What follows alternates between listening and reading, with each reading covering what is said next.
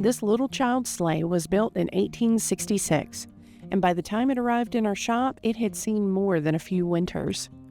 The oak runners were worn, the frame was split, the ironwork was loose, and the upholstery had given all it could.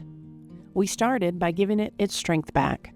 Newly fabricated oak runners, repairs to the underside, footrest, pull bar, and that curved front that had split with age.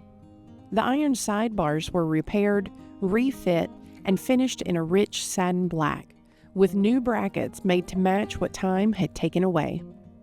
Then came the magic everyone sees, a full restoration of the wood body to its original hand-painted green, complete with deer, flowers, and red banding. Even the underside brought back to that same cheerful green. The oak was refinished to a warm dark stain, and the interior was restuffed and reupholstered in a matching green fabric, finished with tiny tacks just like the original. Today, this 1866 sleigh is ready for a new generation. Still the same beloved piece, now restored to carry its stories a little farther.